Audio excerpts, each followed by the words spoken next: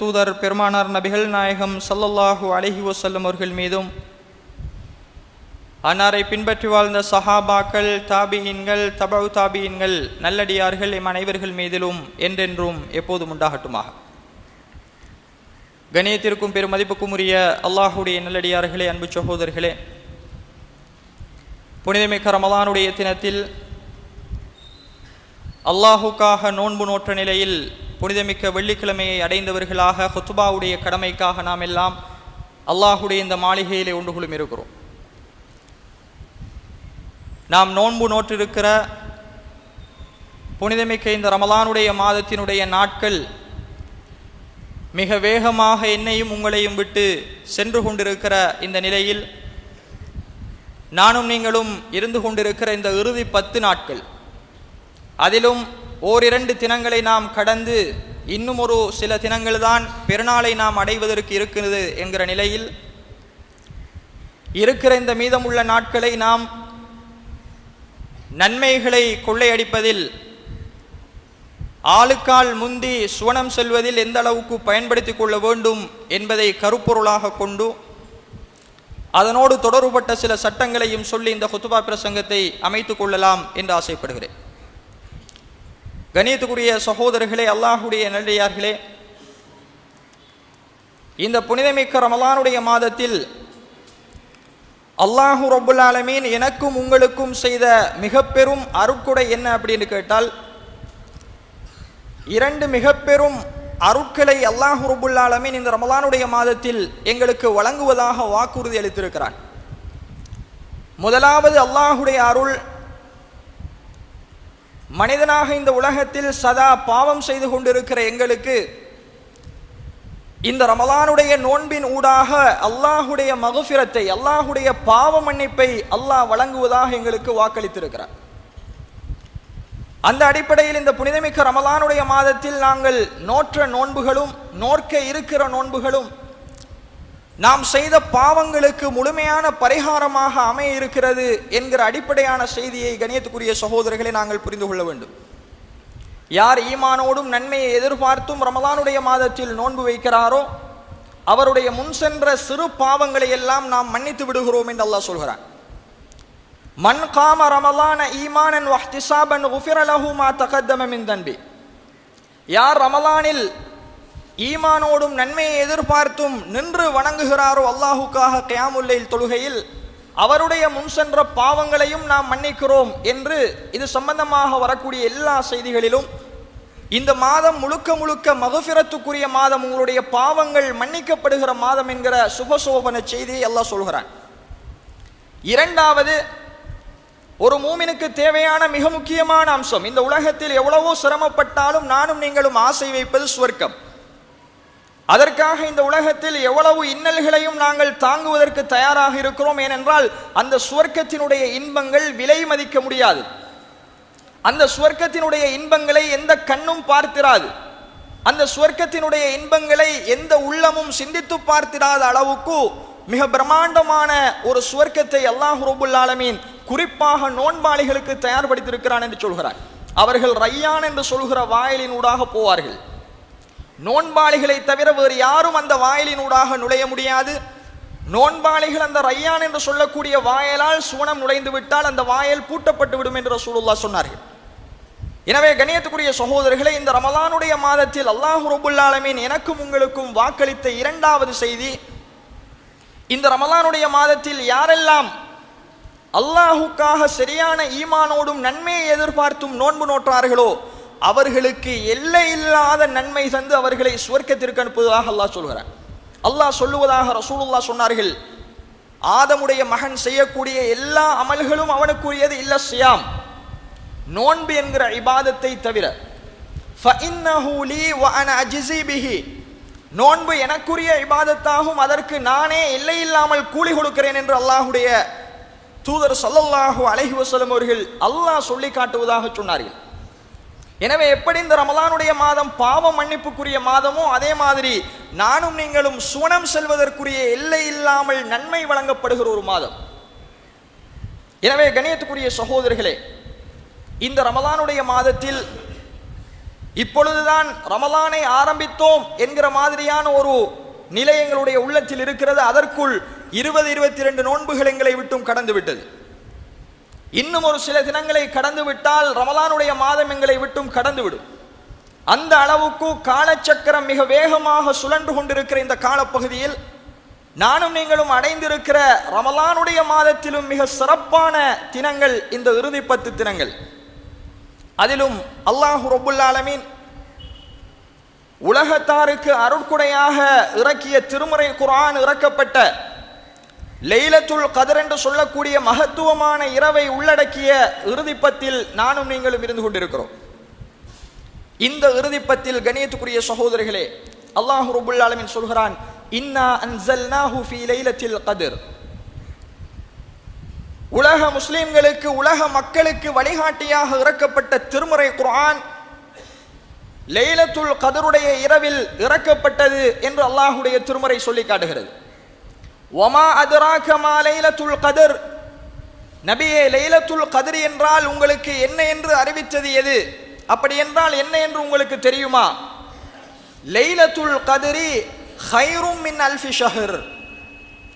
லைலத்துல் கத்ர் என்பது, திருக்குர்ஆன் இறக்கப்பட்ட மகத்துவமான அந்த இரவு என்பது 1000 மாதங்களை விடவும் மிகச் சிறந்ததாகும் என்று அல்லாஹ்வுடைய திருமறை குர்ஆனிலே அல்லாஹ் சொல்லி காட்டுகிறார். கண்ணியத்துக்குரிய சகோதரர்களே, நபிகள் நாயகம் ஸல்லல்லாஹு அலைஹி வஸல்லம் அவர்கள் உலக வாழ்க்கையை துறந்து அந்த சமுதாயத்தில் வணங்கப்பட்ட சிலை வணக்கத்தை எதிர்த்து அல்லாஹ்வுடைய தூதரவர்கள் ஒரு துறவற வாழ்க்கையை நாடி ஹிரா குகையில் போய் அமர்ந்தார்கள். அந்த வரலாறு எங்களுக்கு தெரியும். தன்னுடைய 40வது வயதில் அல்லாஹ் ரப்புல் ஆலமீன் ரசூலுல்லாஹி ஸல்லல்லாஹு அலைஹி வஸல்லம் அவர்களை நபியாக தேர்ந்தெடுத்து முதலாக இந்த ரமலானுடைய மாதத்தின் லைலத்துல் கத்ருடைய இரவில் அல்லாஹ்வுடைய தூதரவர்களுக்கு அல்லாஹ் ரப்புல் ஆலமீன் குர்ஆனை அருளினார். நபிகளாரிடத்தில் ஜிப்ரீல் அலைஹிஸ்ஸலாம் அவர்கள் தன்னுடைய உண்மையான தோற்றத்தோடு வந்து நின்றார்கள். அல்லாஹ்வுடைய தூதரவர்கள் பயந்தார்கள், நடுநடுங்கி போனார்கள். அல்லாஹ்வுடைய தூதரவர்கள் அப்படி ஒரு உருவத்தை ரசூலுல்லாஹி ஸல்லல்லாஹு அலைஹி வஸல்லம் அவர்கள் அதற்கு முன்னால் கண்டதில்லை. அப்பொழுது ஜிப்ரீல் அலைஹிஸ்ஸலாம் அவர்கள் அல்லாஹ்வுடைய தூதரை நோக்கி, இக்ரா முஹம்மதே, ஓதுவீராக. அல்லாஹ்வுடைய தூதரவர்கள் சொன்னார்கள், வமா அன பிகாரி, எனக்கு ஓத தெரியாது. அல்லாஹ்வுடைய தூதரவர்கள் ஒரு உம்மி நபி என்று நாங்கள் படித்திருக்கிறோம். எனக்கு எழுத படிக்க தெரியாது, என்னால் ஓத முடியாது என்று அல்லாஹ்வுடைய தூதரவர்கள் சொன்னார்கள். அல்லாஹ்வுடைய தூதரவர்களை ஜிப்ரீல் அலைஹிஸ்ஸலாம் அவர்கள் மிக இறுக்கமாக கட்டி அணைத்து அல்லாஹ்வுடைய தூதர் ஸல்லல்லாஹு அலைஹி வஸல்லம் அவர்களை மீண்டும் இக்ரா, நபியை நீங்கள் ஓதுங்கள் என்று சொன்னார். அப்பொழுதும் அல்லாஹ்வுடைய தூதர்கள் சொன்னார்கள், எனக்கு ஓத தெரியாது. மீண்டும் 3வது முறையும் அல்லாஹ்வுடைய தூதரவர்களை இறுக்க கட்டி அணைத்து இக்ரா பிஸ்மி ரப்பிக்கல்லதி ஹலக், உங்களை படைத்த ரப்புடைய பெயரை கொண்டு நபியை நீங்கள் ஓதுங்கள் என்று ஜிப்ரீல் அலைஹிஸ்ஸலாம் அவர்கள் குர்ஆனுடைய அலக்குடைய 1வது வசனத்தை அல்லாஹ்வுடைய தூதரவர்களுக்கு அருள் புரிந்தார்கள் என்கிற செய்தியை நாம் புகாரி கிரந்தத்திலே பார்க்கிறோம். இந்த சம்பவம் நடந்தது புனிதமிக்க ரமலானுடைய மாதம் லைலத்துல் கத்ருடைய இரவு என்று அல்லாஹ்வுடைய திருமறை குர்ஆன் சொல்லி காட்டுவதை கண்ணியத்துக்குரிய சகோதரர்களை பார்க்கிறோம். சொல்லிவிட்டு அல்லாஹ் சொல்கிறான், இந்த இரவு எந்த அளவுக்கு புனிதமான இரவு தெரியுமா? இந்த இரவு எந்த அளவுக்கு கண்ணியமான இரவு தெரியுமா? இந்த இரவில் நீங்கள் செய்கிற ஒரு இபாதத் 1000 மாதங்களை விடவும் நீங்கள் அல்லாஹ்வுடைய பாதையில் செய்கிற இபாதத்துக்குரிய நன்மையை பெற்றுத்தரும் என்று அல்லாஹ்வுடைய திருமறை குர்ஆன் சொல்கிறது. இந்த ஒரு இரவில் நாம் ஓதுகிற அல்லாஹ்வுடைய திருமறை குர்ஆனுக்கான நன்மை 1000 மாதங்களுக்கு மேல், கிட்டத்தட்ட 83 வருடங்களுக்கு மேல் நாம் இபாதத்து செய்த நன்மையை பெற்றுத்தரும் என்று அல்லாஹ்வுடைய குர்ஆன் சொல்கிறது.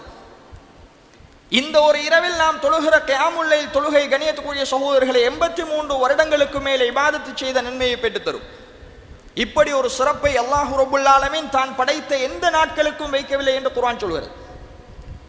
இந்த புனிதமிக்க ரமலானுடைய மாதத்தின் லைலத்துல் கத்ருடைய இரவுக்கு அல்லாஹ் கொடுத்திருக்கிற பாக்கியம் அந்த அளவுக்கு மிக பிரம்மாண்டமானது. அதில் செய்கிற ஒரு சிறு நன்மையானாலும் அது 83 வருடங்கள் நாம் உயிரோடு இருந்தால் எவ்வளவு கஷ்டப்பட்டு அந்த நன்மைகளை சம்பாதித்து சேர்ப்போமோ அதை ஒரு இரவில் அல்லாஹ் ரப்புல் ஆலமீன் தருகிறார். அதனால தான் கண்ணியத்துக்குரிய சகோதரர்களே, அல்லாஹ்வுடைய நல்லடியார்களே, நபிகள் நாயகம் ஸல்லல்லாஹு அலைஹி வஸல்லம் அவர்களுடைய ஒரு செய்தியை பார்க்கிறோம். ஆயிஷா நாயகி அவர்கள் சொன்னார்கள், கான ரசூலுல்லாஹி ஸல்லல்லாஹு அலைஹி வஸல்லம் யஜ்தஹிது ஃபில் அஷ்ரில் அவாஹிரி மா லா யஜ்தஹிது ஃபீ கைரிஹி. அல்லாஹ்வுடைய தூதர் அவர்கள் இறுதி பத்தில் வேறு எந்த நாட்களிலும் அதிகமான சிரத்தை எடுத்து இபாதத்துகளில் ஈடுபடாத அளவுக்கு இபாதத்திலே ஈடுபட்டார்கள். காரணம், அந்த இரவு அந்த அளவுக்கு மகத்துவமானது. அது லைலத்துல் கத்ருடைய இரவு இறுதி பத்தில் ஒற்றைப்படையான நாட்களில் வருகிறது என்று அல்லாஹ்வுடைய தூதர்கள் சொன்னார்கள்.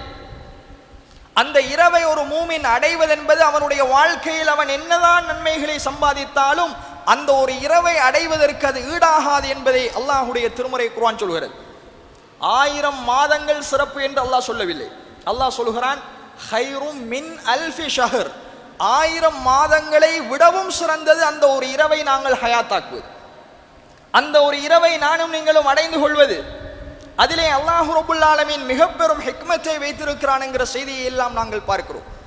அதனால தான் அல்லாஹ்வுடைய தூதர் அவர்களுடைய செய்தியை பாருங்கள். ஆயிஷா நாயகி அறிவிக்கிறார்கள், கான நபியு ஸல்லல்லாஹு அலைஹி வஸல்லம் இதா தஹலல் அஷ்ரு ஷத்த மிஅஸரஹு. இறுதி பத்தை அல்லாஹ்வுடைய தூதர் அவர்கள் அடைந்து விட்டால் தன்னுடைய வேட்டியை இறுக்கமாக கட்டிக்கொள்வார்கள். அதிக நேரம் அல்லாஹ்வுடைய தூதர் அவர்கள் கியாமுல் லைல் தொழுகையில் அல்லாஹ்வை நின்று வணங்குவார்கள். காரணம், அந்த ஒரு இரவை அடைய வேண்டும் என்கிற ஒரே நோக்கம். அந்த ஒரு இரவில் தொழுகிற கியாமுல் லைல் தொழுகை 1000 மாதங்களை விடவும் நாம் அல்லாஹுக்காக செய்த இபாதத்துடைய கூலியை பெற்றுத் தரும் என்பதனால் அல்லாஹ்வுடைய தூதர் அவர்கள் இறுதி பத்து வந்துவிட்டால் தன்னுடைய வேட்டியை இறுக்கமாக கட்டிக் கொள்வார்கள்.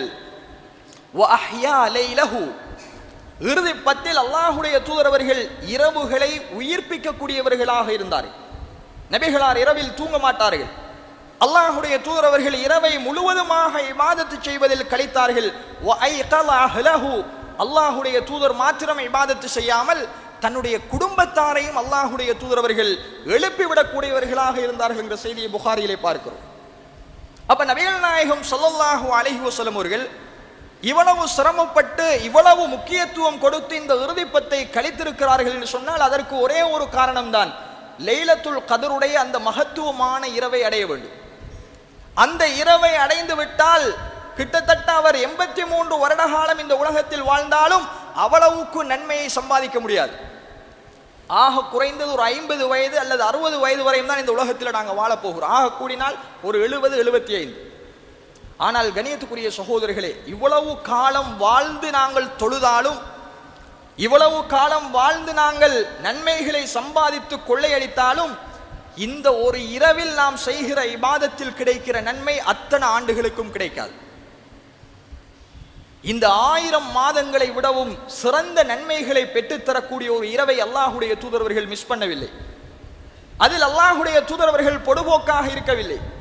அல்லாஹ்வுடைய தூதரவர்கள் இறுதி 10 நாட்களை அடைந்து விட்டால் குடும்பங்களை உதறி தள்ளிவிட்டு அல்லாஹ்வுடைய தூதரவர்கள் பள்ளி வாசலில் போய் இழ்திகாஃப் இருந்து விடுவார்கள்.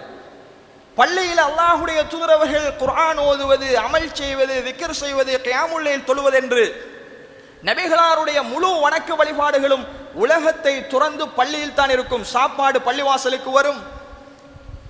சாப்பாட்டை பள்ளிவாசலில் உட்கொண்டு விட்டு இஃப்தார் செய்துவிட்டு அல்லாஹ்வுடைய தூதரவர்கள் பள்ளியில் மகரிபுடைய நேரத்திலே இருந்து மீண்டும் சஹர் செய்கிற நேரம் வரைக்கும் அல்லாஹுவை இபாதத்து செய்வதில் இந்த இறுதிப்பத்தை கழித்தார்கள். ஏனென்றால் அல்லாஹ்வுடைய தூதர் அவர்கள் முன்பின் பாவங்கள் மன்னிக்கப்பட்ட ஒரு தூதர், சுவர்க்கம் நுழைகிற முதல் தலைவர். அந்த அல்லாஹ்வுடைய தூதர் அவர்களே எதிர்பார்த்தார்கள் இந்த லைலத்துல் கத்ருடைய இரவை நானும் நீங்களும் தப்பவிடக் கூடாது. அதனால ரசூலுல்லாஹ்வோடு பல சஹாபாக்கள் போய் பள்ளிவாசலிலே இழ்திகாஃப் இருந்தார்கள். நபிகளாருடைய கியாமுல் லைல் தொழுகையில் பல சஹாபாக்கள் இறுதிப்பத்தில் கலந்து கொண்டார்கள் என்கிற எத்தனையோ ஆதாரபூர்வமான செய்திகளை பார்க்கிறோம். கண்ணியத்துக்குரிய சகோதரர்களே, இந்த ரசூலுல்லாஹ்வுடைய அதிகபட்சமான இபாதத்துக்கான காரணம் அந்த ஒரு இரவை அடைய வேண்டும். அந்த இரவை அடைந்து விட்டால் வெற்றி நிச்சயம் அல்லாஹ் நாடினார். மறுமையில் எங்களுடைய நன்மைகள் எல்லாம் இடை போடப்படுகிற அந்த மீசானுடைய தட்டில் இந்த லைலத்துல் கத்ருடைய இரவில் நாம் செய்த அமல்கள் எல்லாம் மிக பெரும் கனத்தை கொடுக்கும் என்று அல்லாஹ்வுடைய திருமறை குர்ஆன் சொல்கிறது. ஃபஅம்மா மன் ஸகுலத் மவாஸீனுஹு ஃபஹுவ ஃபீ ஈஷத்திர் ராலியா. யாருடைய மீசான் தராசு கதித்து விடுகிறதோ அவர் மிக சுவர்க்கமான மிக இன்பமான வாழ்க்கையில் இருப்பார் என்று அல்லாஹ் சொல்கிறார். அந்த மீசான் கதிப்பதற்கு இந்த உலகத்தில் நானோ நீங்களோ எந்த அமலும் செய்யவில்லை. அல்லது நாம் செய்த எல்லா அமல்களையும் கூட்டி பார்த்தாலும் மீசான் கதிக்குமா இல்லையான்னு தெரியாது. ஏனென்றால் அந்த அளவுக்கு பாவம் செய்திருக்கிறோம். பாவத்தையும் நன்மையையும் எடை போட்டால் நன்மை கதிக்குமா பாவம் கதிக்குமா என்கிற சந்தேகம் எங்களுக்கு இருக்குதா இல்லையா? ஆனால் இந்த இரவை ஹயாத்தாக்கினால், இந்த இரவை அடைந்து கொண்டால் கண்ணியத்துக்குரிய சகோதரிகளை, அல்லாஹ் ரப்புல் ஆலமீன் தருகிற மிக பெரும் சிறப்பு 83 வருடங்களுக்கு மேல் நீங்கள் இபாதத்து செய்த நன்மையை அல்லாஹ் ஒரு இரவில் உங்களுக்கு தருகிறான். மீசானை அல்லாஹ் ரப்புல் ஆலமீன் கதிக்க செய்கிறான். அதனால் அல்லாஹுடைய தூதரும் சஹாபாக்களும் இந்த இரவை உயிர்ப்பிப்பதில் கடுமையாக சிரத்தை எடுத்தார்கள். அதனால தான் அல்லாஹுடைய தூதர்கள் சொன்னார்கள், மன் காம லைலத்துல் கத்ர், யார் லைலத்துல் கத்ருடைய இரவில் கியாமுல் லைல் தொழுகிறாரோ, ஈமானன் வஹ்திசாபன், அல்லாஹுவை நம்பிக்கை கொண்ட நிலையில் இந்த தொழுகையினூடாக அல்லாஹ் எனக்கு பிரம்மாண்டமான கூலி தர வேண்டும் என்கிற நம்பிக்கையோடு யார் இறுதிப்பத்தில் லைலத்துல் கத்ருடைய இரவில் கியாமுல் லைல் தொழுகையில் ஈடுபடுகிறாரோ, குஃபிர லஹு மா தகத்தம மின் தன்பிஹி, அவருடைய முன் சென்ற எல்லா பாவங்களையும் அல்லாஹ் ரப்புல் ஆலமீன் மன்னிக்கிறார். எங்களுடைய மீசானில் நன்மைகள் 1000 மாதங்களை விடவும் இபாதத்து செய்த நன்மைகளாக நிறுக்கப்படுகிறது. இருந்த பாவங்கள் எல்லாம் மன்னிக்கப்படுகிறது என்று அல்லாஹுடைய தூதர்கள் சொன்னார்கள். அப்படிப்பட்ட ஒரு சிறப்பை அல்லாஹ் இந்த லைலத்துல் கத்ருடைய இரவில் வைத்திருக்கிறான் என்றார்கள் அல்லாஹுடைய தூதர்கள். எனவே கண்ணியத்துக்குரிய சகோதரர்களே, அல்லாஹுடைய நடிகார்களே, இந்த லைலத்துல் கத்ருடைய இரவு எப்பொழுது, இறுதிப்பத்தில் எந்த நாளில் இந்த லைலத்துல் கத்ருடைய இரவை நானும் நீங்களும் அடைய வேண்டும் என்பது சம்பந்தமாக ரசூலுல்லாஹ்வுடைய எல்லா ஹதீதுகளையும் எடுத்து பார்த்தால், நபிகள் நாயகம் ஸல்லல்லாஹு அலைஹி வஸல்லம் அவர்களுக்கு அல்லாஹ் ரப்புல் ஆலமீன் இதுதான் லைலத்துல் கத்ருடைய இரவு என்பதை அறிவித்துக் கொடுத்தார். இறுதிப்பத்தில் குர்ஆன் இறக்கப்பட்ட இரவு இதுதான் லைலத்துல் கத்ருடைய இரவு என்பது அல்லாஹ்வுடைய தூதரவர்களுக்கு வஹியாக அறிவிக்கப்பட்டது. நபிகள் நாயகம் ஸல்லல்லாஹு அலைஹி வஸல்லம் அவர்கள் சொன்னார்கள், ஹரஜ்து லி உக்பிரகும் பிலைலத்தில் கத்ர் ஃபதலாஹா ஃபுலானுன் வ ஃபுலான், எனக்கு லைலத்துல் கத்ருடைய இரவு இன்னதுதான் என்று அறிவிக்கப்பட்டது. அதை உங்களுக்கு சொல்லுவதற்காக நான் என்னுடைய வீட்டிலே இருந்து வெளிக்கிளம்பி வந்தேன். அப்பொழுது 2 பேர் உங்களில் ஆளுக்கால் வாக்குவாதப்பட்டு கொண்டிருந்தார்கள். ரசூலுல்லாஹ் வீட்டிலிருந்து வாராங்க சஹாபாக்களுக்கு சொல்வதற்காக. 2 சஹாபாக்கள் ஆளுக்கால் வாக்குவாதம் நடக்கிறது. சொல்லிவிட்டு அல்லாஹுடைய தூதர் ஸல்லல்லாஹு அலைஹி வஸல்லம் அவர்கள் சொன்னார்கள், ஃபருஃபிஅத், எதை உங்களிடத்தில் நான் சொல்ல வந்தேனோ அந்த அறிவை அல்லாஹ் ரப்புல் ஆலமீன் என்னை விட்டு உயர்த்தி விட்டான். லைலத்துல் கத்ருடைய இரவு எனக்கு மறக்கடிக்கப்பட்டு விட்டது. சொல்லிவிட்டு ரசூலுல்லாஹ் சொன்னார்கள், வ அஸா அய்யகூன கைரல் லகும், அதை அல்லாஹ் ரப்புல் ஆலமீன் எனக்கு மறக்கடிக்க செய்ததில் உங்களுக்கு நலவு இருக்கலாம். அப்பொழுதுதான் நீங்கள் இறுதிப்பத்தை முழுவதுமாக இபாதத் செய்வீர்கள். இதுதான் லைலத்துல் கத்ருடைய இரவு என்று அல்லாஹ் சொல்லி தந்தால் அந்த இரவை மட்டும் ஹயாத்தாக்கி விட்டு மற்ற இரவுகளை நாங்கள் விட்டு விடுவோம். அதனால ரசூலுல்லாஹ் சொல்கிறார்கள், அல்லாஹ் ரப்புல் ஆலமீன் எனக்கு அந்த இரவை மறக்கடித்ததற்கு காரணம் 2 பேர் சண்டையிட்டார்கள், அது உங்களுக்கு நலவாக இருக்கலாம். சொல்லிவிட்டு ரசூலுல்லாஹி ஸல்லல்லாஹு அலைஹி வஸல்லம் அவர்கள் சொன்னார்கள், ஃபல்தமிஸூஹா ஃபித் தாஸிஅத்தி வஸ்ஸாபிஅத்தி வல் ஹாமிஸா, இந்த லைலத்துல் கத்ருடைய இரவை நீங்கள் இறுதிப்பத்தில் ஒற்றைப்படையான நாட்களில் 25, 27, 29 தேடிக்கொள்ளுங்கள். இன்னும் சில செய்திகளில் அல்லாஹ்வுடைய தூதர்கள் சொன்னார்கள், ஃபல்தமிஸூஹா ஃபில் அஷ்ரில் அவாஹிர் ஃபில் வித்ர், கடைசி 10 நாட்கள் முழுவதுமாக ஒற்றைப்படையாக தேடிக்கொள்ளுங்கள். 21, 23, 25, 27, 29 இந்த ஒற்றைப்படையான நாட்களில் தான் லைலத்துல் கத்ருடைய இரவு வரும் என்பதை அல்லாஹ்வுடைய தூதர்கள் சொன்னார்கள். இன்னும் ஒரு செய்தியில், இல்தமிஸூஹா ஃபில் அஷ்ரில் அவாஹிர் மின் ரமலான லைலத்துல் கத்ர் ஃபீ தாஸிஅத்தின் தபகா ஃபீ சாபிஅத்தின் தபகா ஃபீ ஹாமிஸத்தின் தபகா, கடைசி 10 ஒற்றைப்படையாக இந்த லைலத்துல் கத்ருடைய இரவை தேடுங்கள். அது 25வது இரவில் இருக்கும், அல்லது 27வது இரவில் இருக்கும், அல்லது 29வது இரவில் இருக்கும் என்று ரசூலுல்லாஹி ஸல்லல்லாஹு அலைஹி வஸல்லம் அவர்கள் சொன்னார்கள். கண்ணியத்துக்குரிய சகோதரர்களே, எனவே ஒரு விடயம் எங்களுக்கு உறுதியாகிறது, லைலத்துல் கத்ருடைய இரவு என்பது இறுதி 10 ஒற்றைப்படையான நாட்களில் தான் இருக்கிறது. இரண்டாவது, ரசூலுல்லாஹி ஸல்லல்லாஹு அலைஹி வஸல்லம் அவர்களுடைய இன்னும் பல செய்திகளை எடுத்து பார்க்கிற பொழுது ரசூலுல்லாஹ்வுக்கு அல்லாஹ் ரப்புல் ஆலமீன் லைலத்துல் கத்ருடைய இரவை கனவில் காட்டினான். ரசூலுல்லாஹி ஸல்லல்லாஹு அலைஹி வஸல்லம் அவர்கள் கனவு காண்கிறார்கள். எப்படி என்றால், வானத்தில் கொட்டோ கொட்டென்று மழை கொட்டுகிறது. அல்லாஹுடைய தூதர் அவர்கள் வெள்ளத்தில் சுஜூது செய்வது போல கனவு கண்டார்கள். சஹாபாக்கள் சொல்கிறார்கள், அல்லாஹுடைய தூதர் அவர்கள் ரமலானுடைய இறுதிப்பத்தில் எங்களுக்கு கியாமுல் லைல் தொழுகையை தொழுவித்துக் கொண்டிருக்கிற பொழுது வானத்தில் மழை பெய்வதற்கான எந்த சாத்தியமும் இருக்கவில்லை. மேகமூட்டமோ மழை வருவதற்கான எந்த அறிகுறியோ இருக்கவில்லை. ஆனால் அல்லாஹுடைய தூதர் அவர்கள் கியாமுல் லைல் தொழுகையை தொழுவித்துக் கொண்டிருக்கிற பொழுது எங்கட பள்ளிவாசல் ஈச்ச மரத்தினுடைய அந்த மட்டைகளால் இலைகளால் கூரை அடிக்கப்பட்டிருந்தது. மழை கொட்டோ கொட்டொண்டு கொட்டியது. ரசூலுல்லாவுக்கு அல்லாஹ் கனவுல காட்டின அதே இரவுல மழை பெய்யுது. அல்லாஹுடைய தூதர் அவர்கள் சுஜூது செய்தார்கள். நபிகளாருடைய நெத்தியில் மண்ணும் தண்ணீரும் கலந்த அந்த சேற்றை நாங்கள் பார்த்தோம் என்கிற செய்தியை புகாரிலே பார்க்கிறோம். அல்லாஹு ரப்புல் ஆலமீன் லைலத்துல் கத்ருடைய இரவை அல்லாஹுடைய தூதர்களுக்கு கண்ணில் காட்டினார். ஆனால் அது எந்த இரவில் வரும் என்பதுதான் தெரியாது. ஆனால் வந்திருக்கிற பெருவாரியான ஹதீஸ்களை எடுத்து பார்த்தால் கணியத்துக்குரிய சகோதரர்களே, லைலத்துல் கத்ருடைய இரவு ஒன்று 25 இருக்கும், அல்லது 27 இருக்கும், அல்லது 29 இருக்கும். இந்த 3 இரவுகள் குறித்துத்தான் அதிகமான செய்திகள் பேசுவதை பார்க்கிறோம். அதிலும் இன்னும் சில செய்திகள் குறிப்பாக 27வது இரவில் வருவதற்கான வாய்ப்பு அதிகமாக இருப்பதாக பதிவு செய்யப்படுகிறது. 27 தான் வரும் என்றல்ல, வந்திருக்கிற ஆதாரங்களை திரட்டி பார்க்கிற பொழுது 25, 27, 29 இந்த 3 இரவுகளுக்குள் லைலத்துல் கத்ருடைய இரவு வருவதற்கான வாய்ப்புகள் அதிகம் இருக்கிறது. ரசூலுல்லாவே மறக்கடிக்கப்பட்டு விட்டது என்று சொல்லிவிட்டார்கள். அதற்கு பிறகு நாங்கள் இந்த இரவு தான் லைலத்துல் கத்ருடைய இரவு என்று சொல்ல முடியாது. ஆனால் நமது சமுதாயத்தில் 27வது இரவு மட்டும்தான் லைலத்துல் கத்ருடைய இரவாக இரவு முழுக்க இபாதத்து செய்து அந்த இரவை உயிர்ப்பித்து விட்டு 29வது இரவை விட்டு விடுகிறோம். அப்படி அல்ல கண்ணியத்துக்குரிய சகோதரர்களே, இந்த ரமலானுடைய மாதத்தின் இறுதி பத்தினுடைய எல்லா ஒற்றைப்படையான இரவுகளும் இந்த ரமலானுடைய மாதத்தில் உயிர்ப்பிக்கப்பட வேண்டும். இதில் சுட்டிக்காட்ட வேண்டிய இன்னும் ஒரு மிக முக்கியமான செய்தி என்ன தெரியுமா? ரமலானுடைய மாதத்தின் இறுதிப்பத்தின் ஒற்றைப்படையான நாட்களில் அல்லாஹுடைய தூதர் அவர்கள் லைலத்துல் கத்ருடைய இரவு வரும் என்று சொன்னார்கள். லைலத்துல் கத்ருடைய இரவு என்பது ஒரு இரவு தான். ஆனால் இந்த ரமலானுடைய மாதத்தின் நோன்பு இன்று எங்களுக்கு இரட்டைப்படையான நாள். ஆனால் உலக நாடுகளில் சில நாடுகளில் ஒற்றைப்படை. நோன்பு நோட்டு இருக்கிறோம் 22, வெளிநாடுகளில் இருப்பவர்களுக்கு ஒற்றைப்படையாக 23. இப்ப இந்த லைலத்துல் கத்ருடைய இரவை அடைகிற பாக்கியம் யாருக்கு கிடைக்கும்? லைலத்துல் கத்ருடைய இரவு என்பது ஒரு இரவு தான் வரும், 2 நாளைக்கு வராது.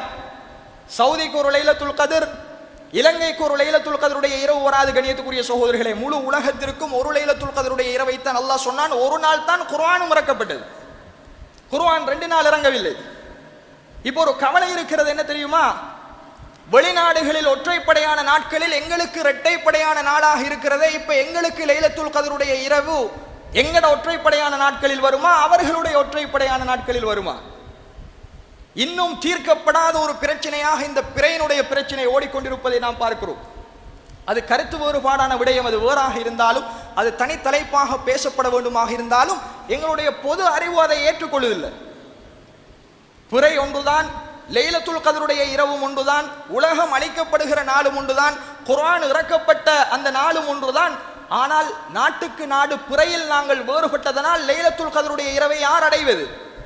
அவர்களுக்கு ஒற்றைப்படையில் வந்தால் எங்களுக்கு இரட்டைப்படை, எங்களுக்கு இரட்டைப்படையில் வந்தால் அவர்களுக்கு ஒற்றைப்படை என்கிற ஒரு புரியாத ஒரு புதிர் இதற்குள் ஒளிந்திருக்கிறது. எனவே இது காலப்போக்கில் தீர்க்கப்பட வேண்டும். இதற்கான தீர்வுகளை நோக்கி நாங்கள் நகர வேண்டும். இதை சுட்டி காட்டுகிறேன். அதனால கண்ணியத்துக்குரிய சகோதரர்கள், எங்களுக்கு என்ன கடமை ஏற்பட்டிருக்கிறது என்றால், இரட்டைப்படையான நாளையும் இதில் லைலத்துல் கத்ருடைய இரவு இருக்குமோ என்று வணங்க வேண்டிய ஒரு நிலைக்கு நாங்கள் தள்ளப்பட்டிருக்கிறோம். ஏனென்றால் எங்களுடைய இரட்டைப்படையான நாட்களில் உலக நாடுகளில் அது ஒற்றைப்படையான நாள். எனவே நாங்கள் ஒற்றைப்படையான நாட்களிலும் லைலத்துல் கத்ருடைய இரவை தேட வேண்டிய ஒரு துர்ப்பாக்கியம், இரட்டைப்படையான நாட்களிலும் இந்த லைலத்துல் கத்ருடைய இரவை தேட வேண்டிய ஒரு நிலையிலே இருக்கிறோம். எதுல வரும் என்று தெரியாது.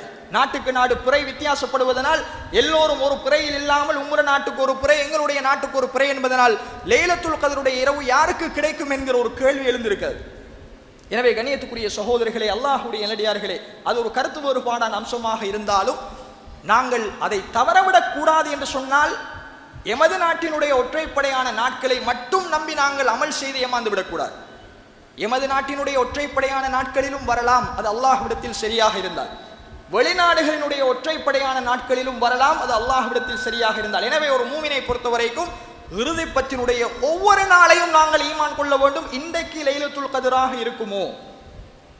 அப்படி இபாதத் செய்கிற பொழுதுதான் ஏதோ ஒரு தினத்தில் அதனை நாங்கள் அடைந்து கொள்வோம். குறை பிரச்சனை வேறையாக இருந்தாலும், அது இரட்டையில் வந்தாலும் ஒற்றையில் வந்தாலும், அல்லாஹுடைய தூதர்களுடைய வாக்கின் பிரகாரம் நாங்கள் அதனை எப்படியோ இந்த இறுதிப்பத்திற்குள் அடைந்து கொள்கிற பாக்கியத்தை பெறுவோம்.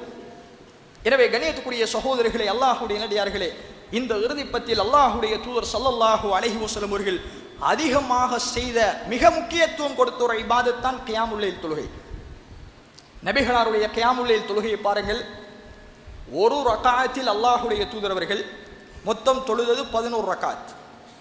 11 ரக்காத்தில் ஒரு ரக்காத்தில் அல்லாஹுடைய தூதர் அவர்கள் குர்ஆனுடைய மிக பெரும் அத்தியாயம் சூரத்துல் பக்கராவை ஓதுவார்கள். சூரத்துல் பக்கராவை ஓதுவார்கள் என்றால் நமது பள்ளியில் ஓதுவது போல ஒரு பக்கம் 2 பக்கம் அல்ல, 286 வசனங்களையும் ஓதுவார்கள். முழு சூரா ஒரு ரக்காத்தில். நபிகள் நாயகம் ஸல்லல்லாஹு அலைஹி வஸல்லம் அவர்கள் சூரத்துல் பக்கராவை ஓதி முடித்துவிட்டு சுஜூத் ருக்கூக்கு போவார்கள் என்று நாங்கள் எதிர்பார்ப்போம். பின்னால் நிற்கிற சஹாபாக்கள். நபிகள் நாயகம் ஸல்லல்லாஹு அலைஹி வஸல்லம் அவர்கள் மீண்டும் பிஸ்மி சொல்லி சூரத்துன் நிசா 4வது அத்தியாயத்தை ஓதுவார்கள். கிட்டத்தட்ட 154 வசனம். அந்த 4வது அத்தியாயத்தையும் அல்லாஹுடைய தூதர் அவர்கள் ஒரு ரக்காத்தில் முழுமையாக ஓதுவார்கள். முழுமையாக ஓடி முடித்து விட்டால் அல்லாஹுடைய தூதர் அவர்கள் மீண்டும் பிஸ்மி சொல்லி 3வது அத்தியாயம் சூரத்து ஆலு இம்ரானை ஓதுவார்கள். சுப்ஹானல்லாஹ். ஒரு ரக்காத்தில் 3 அத்தியாயங்களை ஒரு ரக்காத்தில் ரசூலுல்லாஹ் ஓதிவிட்டு ருக்கூக்கு போவார்கள். இந்த 3 சூறாக்களையும் ஓதுவதற்கு எவ்வளவு நேரம் எடுத்ததோ அதே நேரம் ரசூலுல்லாஹ் ருக்கூல இருப்பாங்க. சுப்ஹானல்லாஹ். எப்படிப்பட்ட தொழுகையாக இருக்கும்! குர்ஆனுடைய 3 மிக பெரும் அத்தியாயங்கள். அதே நிலையில் ரசூலுல்லாஹ்வுடைய ருக்கு இருக்கும் என்றால் சுப்ஹானல்லாஹ். கண்ணியத்துக்குரிய சகோதரர்களே, அந்த தொழுகை எவ்வளவு நீளமாக இருக்கும்! எத்தனை மணியிலிருந்து தொழுதிருப்பார்கள் சஹர் வரைக்கும். அதனால தான் ஆயிஷா நாயகி சொல்கிறார்கள், நபிகளாருடைய இரவு வணக்கத்தை பற்றி கேட்கப்பட்ட பொழுது, மா கான யஸீது ஃபீ ரமலான வலா ஃபீ கைரிஹி அலா 11 ரகா. ரசூலுல்லாஹ் ரமலானிலோ ரமலான் அல்லாத காலத்திலோ 11 ரக்காத்துக்களை விட கூடுதலாக தொழுததே கிடையாது. ரசூலுல்லாஹ்வுடைய மனைவி ஆயிஷா நாயகி சொல்லக்கூடிய ஹதீஸ் புகாரியில பதிவு செய்யப்படுகிறது. 11க்கு கூட ரசூலுல்லாஹ் தொழல. அதனுடைய அழகையும் அதனுடைய நீளத்தையும் நீங்கள் கேட்காதீர்கள். ரசூலுல்லாஹ் 2 4 ரக்காத்துகள் தொழுவார்கள். அதனுடைய நீளத்தையும் அதனுடைய அகலத்தையும் அதனுடைய அழகையும் நீங்கள் கேட்காதீர்கள் என்று ஆயிஷா நாயகி சொன்னார். அந்த அளவுக்கு நேரம் எடுத்து ராஹத்தாக அல்லாஹுவை உள்ளத்தில் நிலைநிறுத்தி ரசூலுல்லாஹி ஸல்லல்லாஹு அலைஹி வஸல்லம் அவர்கள் கியாமுல் லைல் தொழுகை தொழுவார்கள். எவ்வளவு நேரம் ருக்குவில் நிற்பார்களோ அதே நேரத்தை இஅ்திதாலில் சமி அல்லாஹு லிமன் ஹமிதாவுக்கு வந்தால் அல்லாஹுடைய தூதர் அவர்கள் அவ்வளவு நேரம் நிற்பார்கள். அல்லாஹுவை தஸ்பீஹ் செய்வார்கள். மீண்டும் ரசூலுல்லாஹ் சுஜூதுக்கு போனால் இந்த 3 செயலையும் சேர்த்து ஓதுவது, ருக்கு செய்வது, அதே மாதிரி இஅ்திதாலில் நிற்பதற்கு எவ்வளவு நேரம் எடுத்ததோ அந்த 3 நேரத்தையும் சுஜூதில் எடுப்பார்களாம். ஒரு சுஜூது கற்பனை பண்ணி பார்க்க முடியுமா கணிதக்குரிய சோதரிலே? ஒரு 3 தாளை விடுங்க, ஒரு 3 பக்கம் நம்மட பள்ளிவாசல்ல எங்களுக்கு கியாமுல் லைல் தொழுகைக்கு ஓதப்பட்டாலே எங்களுடைய கால்கள் விரைத்து போகிறது. சுஜூதை ஒரு 10 நிமிஷம் நீட்டினால் எங்களுடைய தலைகள் வியர்த்து சுஜூதிலிருந்து எழும்பிக்கிட்டு ஓடுவோமா என்கிற நிலை வருகிறதா இல்லையா? இதுக்கு டெயில் சட்ஸ பள்ளிவாசல் அல்லது காபட் போட்ட பள்ளிவாசலில் தொழக்கூடிய எங்களுடைய நிலைமை. ரசூலுல்லாஹ் வெறும் மண்ணில தொழுதார்கள்.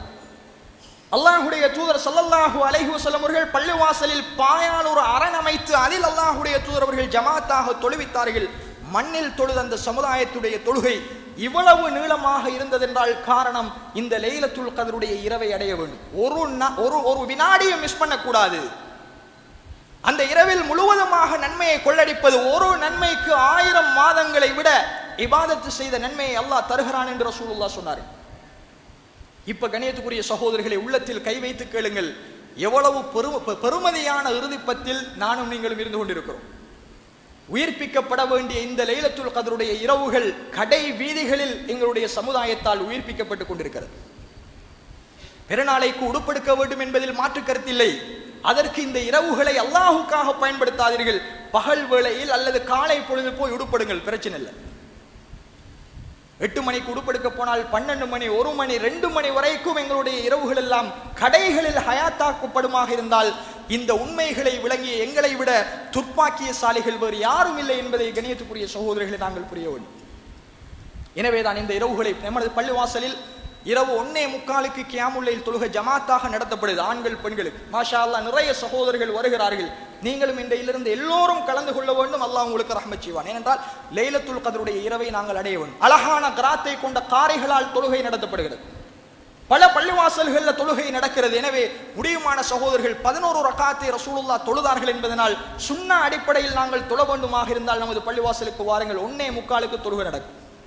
கிட்டத்தட்ட 3 இரவுகள் தொழுகை நடந்து விட்டது. இன்றைக்கு தொழப்படுவது 4வது இரவு.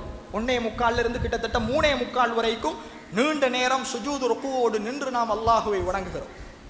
இது ரசூலுல்லாஹ்வுடைய மிக பெரும் ஒரு சுன்னா. இந்த இரவுகளை நாங்கள் உயிர்ப்பித்து லைலத்துல் கத்ருடைய அந்த மகத்தான கூலியை பெற வேண்டுமாக இருந்தால் கியாமுல் லைல் தொழுகை என்பதும் இந்த இரவு நேரங்களில் மிக முக்கியமான ஒரு இபாதத்.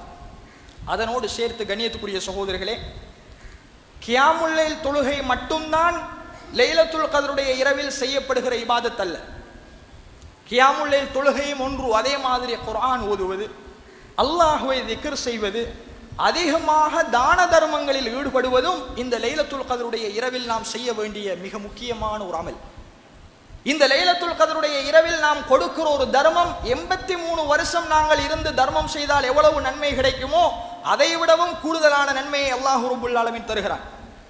அல்லாஹ்வுடைய தூதரவர்கள் வறுமையினுடைய உச்ச கட்டத்தில் இருந்தவர்கள். அந்த நபிகள் நாயகம் ஸல்லல்லாஹு அலைஹி வஸல்லம் அவர்கள் கூட இந்த ரமலானுடைய மாதத்தில் அஜ்வதுன் நாஸ், கொடை கொடுப்பதில் கொடை வள்ளலாக இருந்தார்கள். நபிகள் நாயகம் ஸல்லல்லாஹு அலைஹி வஸல்லம் அவர்கள் வீசுகிற புயல் காற்றை விடவும் வேகமாக தர்மம் செய்தார்கள் இந்த ரமலானுடைய மாதத்தில் என்பதற்கு ஏராளமான ஆதாரங்களை பார்க்கிறோம். இதற்கு நபிகளாருடைய வீட்டில் ஏழ்மை, பல மாதங்கள் அடுப்பெரியாத வீடு, சாப்பாடை இல்லாத அளவுக்கு அல்லாஹ்வுடைய தூதரவர்கள் வாழ்க்கையை கழித்தார்கள். அந்த ரசூலுல்லாஹி ஸல்லல்லாஹு அலைஹி வஸல்லம் அவர்கள் இந்த ரமலானுடைய மாதத்தில் உணவளிப்பதில், ஏழைகளுக்கு தர்மம் செய்வதில் அதிகமாக தன்னை ஈடுபடுத்திக் கொண்டார்கள். சஹாபாக்களும் ஈடுபட்டார்கள். எனவே நமது நாட்டில் ஏற்பட்டிருக்கிற இந்த பொருளாதார சிக்கலில் நாம் ஒவ்வொரு நாளும் வயிறு நிரம்ப இஃப்தார் செய்கிறோம். எத்தனையோ குடும்பங்கள் இஃப்தாரை வெறும் ஈச்சம்பழத்தோடு கழித்துக் கொண்டிருக்கிறார்கள். நாங்கள் 10,000, 20,000, 50,000 என்று இன்று ஒரு குடும்பம் உடுப்படுத்து பெருநாளைக்கு தயாராக இருக்கிறோம். எத்தனையோ குடும்பங்களில் உள்ளாடை எடுப்பதற்கு கூட வசதி இல்லாமல், மிக பெரும் வெளியில காட்டிக்கொள்ள முடியாமல் கஷ்டத்தை விழுங்கிக் கொண்டு பிள்ளைகளை சமாளித்துக் கொண்டு எத்தனையோ குடும்பங்கள் இன்று கரண்ட் காசு கட்டுவதற்கும் வழி இல்லாமல் நமது சமுதாயத்தில் வாழ்ந்து கொண்டிருக்கிறது. அவர்களுக்கு பெருநாள் என்பது அதற்கு மேல் செலவு, அதை கொண்டாட முடியாது. நிச்சயமா அல்லாஹ் உங்களுக்கு பண வசதியை தந்தான் என்றால் ஏன் தருகிறான்? ஏன் அல்லாஹ் எல்லாரையும் ஒரே சமனாக படைத்திருக்கலாமே? எல்லோரும் சமனாக படைக்கப்பட்டிருந்தால் உலகம் இயங்காது. உயர்ந்தவர் தாழ்ந்தவர் என்று ஏழைகள் பணக்காரர் என்கிற விதியை அல்லாஹ் ரப்பல் ஆலமீன் ஏற்படுத்தியிருப்பது உனக்கு பணத்தை தந்தால் நீ ஏழைக்கு கொடுக்க வேண்டும் என்பதற்காகத்தான். கண்ணியத்துக்குரிய சகோதரர்களே, அதை சேர்த்து வைத்துவிட்டு மௌத்தானால் உயிர் தொண்டை குழியை பிடிக்கிற பொழுதுதான் நான் சதக்கா செய்கிறேன், என்னை விடுயா அல்லாஹ் என்று அல்லாஹ்விடத்தில் கெஞ்ச வேண்டிய ஒரு நிலை ஏற்படும். உயர்ந்து கொடுக்கும் கை தாழ்ந்து வாங்கும் கையை விட சிறந்தது என்று ரசூலுல்லாஹி ஸல்லல்லாஹு அலைஹி வஸல்லம் சொன்னார். நீங்கள் தர்மம் கொடுப்பதில் உங்களுடைய குடும்பத்தாரை முற்படுத்துங்கள் என்று ரசூலுல்லாஹ் சொன்னார்கள். எங்களுடைய குடும்பத்தில் எத்தனையோ ஏழைகள் இன்று மிக பெரும் இன்னல்களுக்கு ஆளாகி கொண்டிருக்கிறார்கள். அல்லாஹ் தருகிறான். மாஷா அல்லாஹ், அல்லாஹ் தந்தது, நான் சம்பாதித்ததல்ல, என்னுடைய முயற்சி தான். ஆனால் தருவது அல்லாஹ். அந்த ரப்பு தந்ததை அல்லாஹ்வுடைய பாதையில் செலவழிப்பதற்கு நாம் ஏன் கஞ்சத்தனம் பட வேண்டும்? கண்ணியத்துக்குரிய சகோதரர்களை, குறிப்பாக ரமலானுடைய மாதத்தில் அள்ளி கொடுப்போம் ஏழைகளுக்கு. அவர்களும் சந்தோஷமாக நோன்பு சிறக்கட்டும், அவர்களும் சந்தோஷமாக பிறநாள் கொண்டாடட்டும். அவர்களுடைய உள்ளங்களையும் குளிர வைத்து பார்ப்போம். அவர்களும் எங்களுக்காக பிரார்த்தனை செய்வார்கள். அது லைலத்துல் கத்ருடைய இரவில் இருக்குமாக இருந்தால் இன்னும் மிக பெரும் நன்மை. பகல்ல தர்மம் செய்கிறோம், ஆனால் இரவில் இந்த லைலத்துல் கத்ருடைய இரவை அடைந்து அதனுடைய பாக்கியத்தை அடைய வேண்டுமாக இருந்தால் கியாமுல் லைல் தொழுகையில் கவனம் செலுத்துவதோடு ஏனைய கியாமுல் லைல் தொழுகைக்கு முன்னால் உள்ள நேரங்களை ஏழைகளை தேடி போய் தர்மம் செய்கிற ஒரு சமுதாயமாக நாங்கள் மாற வேண்டும். அது லைலத்துல் கத்ருடைய இரவில் நேர்பட்டு விட்டால் எல்லை இல்லாத நன்மையை அல்லாஹ் ரப்பல் ஆலமீன் எனக்கும் உங்களுக்கும் வழங்குவான். பன்மடங்கான நன்மை. நபிகள் நாயகம் ஸல்லல்லாஹு அலைஹி வஸல்லம் அவருடைய சஹாபாக்களுடைய வரலாற்றை சொல்கிறேன். அல்லாஹ்வுடைய தூதர் ஸல்லல்லாஹு அலைஹி வஸல்லம் அவர்கள் சஹாபாக்களோடு மஜ்லிஸில் உட்கார்ந்து இருக்கிறார்கள். நபிகளாரிடத்தில் ஒரு விருந்தாளி வருகிறார். வந்தால் அல்லாஹ்வுடைய தூதர் ஸல்லல்லாஹு அலைஹி வஸல்லம் அவர்களிடத்தில் விருந்தாளி வந்துவிட்டால் அல்லாஹுடைய தூதரவர்கள் தன்னுடைய வீட்டிலிருந்து தான் முதலாவது விருந்து கொடுப்பார். சஹாபாக்களை ரசூலுல்லாஹ் அனுப்புகிறார்கள், தன்னுடைய மனைவிமார்களிடத்தில் போய் கேட்டு வாருங்கள், விருந்தாளிக்கு உணவளிப்பதற்காக ஏதாவது உணவு இருக்கிறதா? நபிகளாருடைய மனைவிமாருடைய ஒவ்வொரு கதவையும் தட்டி சஹாபாக்கள் கேட்கிறாங்க, அல்லாஹுடைய தூதரிடத்தில் விருந்தாளி வந்திருக்கிறார், உங்களுடைய வீட்டில் உணவு இருக்கிறதா?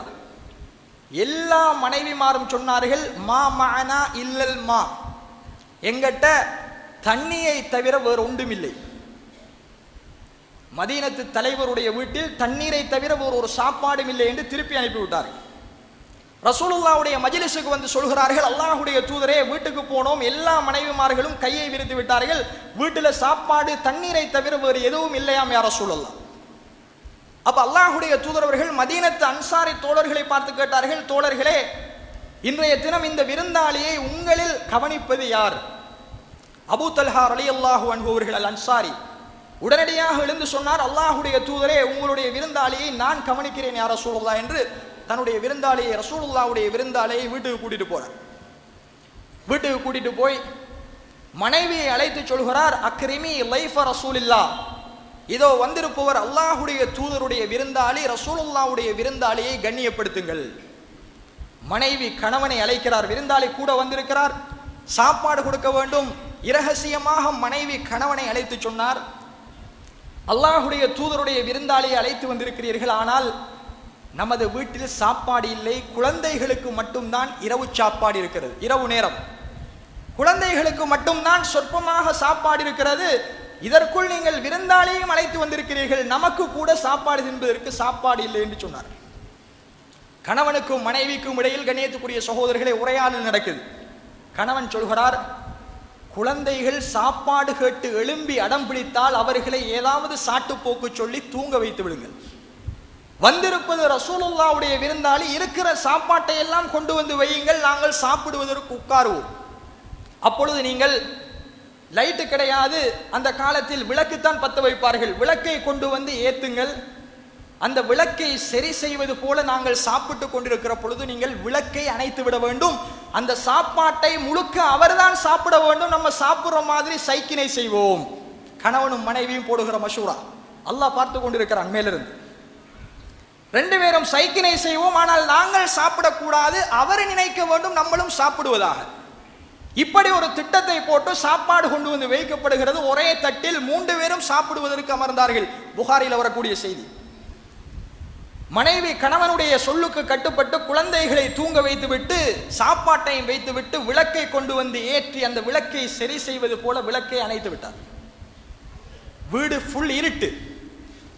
சஹன்ல அந்த ஹதீஸ்ல பாருங்க, சுபஹானல்லாஹ், வந்திருக்கிற விருந்தாளி சந்தேகப்பட்டு விடக்கூடாது என்பதற்காக தங்களுடைய கைகளை சகனில் அங்கும் இங்குமாக டக்கு டக்கு என்று போட்டார்கள். அப்பதான் அவங்களுக்கு வழங்கும், இவர்களும் சாப்பிடுறாங்க. முழு சாப்பாட்டையும் அந்த விருந்தாளி தான் சாப்பிட்டார், அவர்கள் சாப்பிடல. காலை பொழுதை அடைந்தவுடன் அல்லாஹுடைய தூதர் ஸல்லல்லாஹு அலைஹி வஸல்லம் அவர்களிடத்தில் வாரார். உடனே அல்லாஹ் ரப்புல் ஆலமீன் அல்லாஹுடைய தூதர் அவர்களுக்கு வஹி அறிவித்து விட்டான். கண்ணியத்துக்குரிய சகோதரர்களே, அல்லாஹுடைய தூதர்கள் சொன்னார்கள், அல்லாஹு தாலா நீங்கள் 2 பேரும் இரவு நடந்த செய்தியை கண்டு சிரித்து விட்டான். உங்களுடைய விடயத்தில் அல்லாஹ் ரப்புல் ஆலமீன் ஒரு திருமறை குர்ஆன் வசனத்தை இறக்கி இருக்கிறான். அவர்களுக்கு தேவை இருந்த போதிலும் பிறருடைய தேவையை அவர்கள் முற்படுத்துகிறார்கள். சுப்ஹானல்லாஹ். ஏழ்மையில் இருந்த சஹாபாக்கள் ஏழைகளுக்கு உணவளிப்பதில், விருந்தாளிகளுக்கு உணவளிப்பதில் எப்படி நடந்தார்கள் என்பதற்கு இந்த வரலாறு இன்று நாங்கள் நேற்று கேட்டதல்ல, பல வருடமாக இந்த வரலாற்றை கேட்கிறோம். எதுவுமே இல்லாத அந்த சஹாபாக்கள் குழந்தைகளுடைய உணவையும் தியாகம் செய்து ஏழைகளுக்கு, விருந்தாளிகளுக்கு உணவளித்தார்கள் என்றால் அந்த வாரிசில் வந்த நாங்கள் இந்த புனிதமிக்க ரமலானுடைய மாதத்தில் எவ்வளவுக்கு அல்லாஹ்வுடைய பாதையில் தர்மம் செய்வோம். அதனால்தான் இஸ்லாம் நீங்களும் பெருநாள் கொண்டாடுவது போல ஏழைகளும் பெருநாள் கொண்டாட வேண்டும் என்று ஜகாத்துல் ஃபித்ரை எங்கள் மீது கடமையாக்கி இருக்கிறது. நீங்க மட்டும் உடுத்து சாப்பிட்டு சந்தோஷமாக இருக்கக்கூடாது, உங்கள் மீது அது ஃபர்ல் கடமை. நீங்கள் ஜகாத்துல் ஃபித்ரை ஏழைகளுக்கு வசதி இருந்தால் கொடுத்துத்தான் ஆக வேண்டும் என்று அல்லாஹ்வுடைய தூதர் ஸல்லல்லாஹு அலைஹி வஸல்லம் சொன்னார். எனவே இந்த புனிதமிக்க ரமலானுடைய மாதத்தில் நாங்கள் இரவுகளை ஹயாத்தாக்குவதைப் போல கண்ணியத்துக்குரிய சகோதரர்களே ஏழைகளை தேடி தேடி உணவளிப்பதும் மிக பெரும் இபாதத் என்பதை புரிந்து செயற்பட வல்லவன் அல்லாஹ் எனக்கும் உங்களுக்கும் துணை புரிவானாக. வஅகூலு கௌலி ஹாதா அஸ்தக்ஃபிருல்லாஹ லி வலக்கும் வலிசாயிரில் முஸ்லிமீன மின் குல்லி தம் வஸ்தக்ஃபிருஹு இன்னஹு தஆலா ஹுவல் கஃபூருர் ரஹீம்.